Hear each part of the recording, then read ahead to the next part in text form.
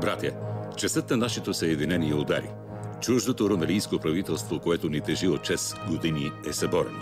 На негово място е провъзгласено съединението ни с княжество България под скиптъра на български княз. Граждани, вие се задължавате в името на Отечеството ни, в славата и величието на България, да се притечете на помощ и подпомогнете святото дело. През юли 1878 година Берлинският конгрес разпокъсва Сан-Стефанска България на 3 части. Създава се княжество България. Тракия под името Източна Румелия става автономна област под властта на султана, а Македония е оставена в Османската империя. Въпреки това връзките между разделените български области не секват. Особено интензивни са икономическите и културни контакти между княжеството и Източна Румелия. Заражда се общонационално движение, което подготвя тяхното обединение. По подобие на революционните комитети от преди освобождението е основан Български таен централен революционен комитет. В някои селища на Източна Румелия се създават чети. В началото на септември 1885 Българският таен централен революционен комитет започва усилена агитация за вдигане на въстание в Румелия. То трябва да отхвърли властта на султанското правителство в Пловдив и да обяви присъединяването на областта към българското княжество.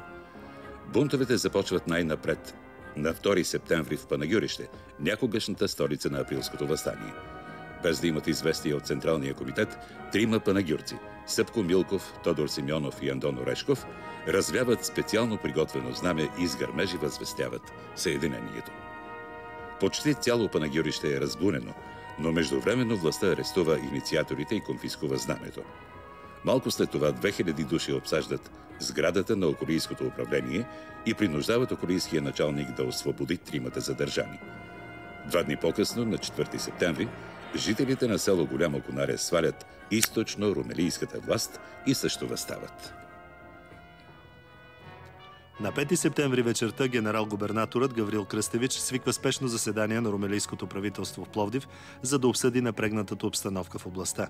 Решено обаче, че каквото и да става, не трябва да се съобщава в Цариград.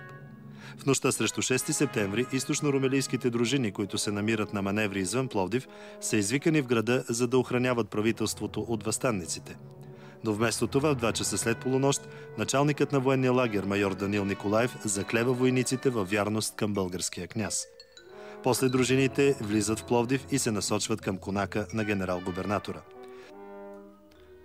В града пристига и голямоконарската чета, водена от Продан Тишков с прозвището Чардафон.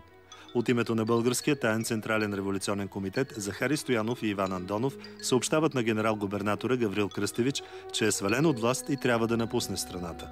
Кръстевич отговаря: „И аз съм българин. Не мога да не чувствам известно удовлетворение в тази минута“. След свалянето на генерал-губернатора, който олицетворявал властта на султана над Източна Румелия, пред събралия се народ е прочетена предварително подготвената прокламация, която обявява съединението на Южна България с Северна под скиптъра на българския княз. Съставено е привременно правителство под председателството на доктор Георги Странски, което поело властта до идването на княза. Вестта за съединението заварва княз Александър Батенберг в резиденцията му край Варна. Той веднага се отправя към Търново, където е министър-председателя Петко Каравелов. Тук на 8 септември българският владетел издава манифест, с който приема и узаконява съединението на Северна и Южна България в една държава. На 9 септември българският княз влиза в Пловдив, посрещнат възторжено от народа и войската. Над града вместо знамето на султана се развява българският трибагреник. Великото събитие вече е факт. Само 6 години след освобождението, българите от двете страни на Стара планина поемат съдбата си в свои ръце и по безкръвен път, съвсем сами, извършват първото в най-новата ни история национално обединение. Акт с изключително съдбовно значение, който полага основите за по-нататъчното развитие на България като суверенна и независима държава.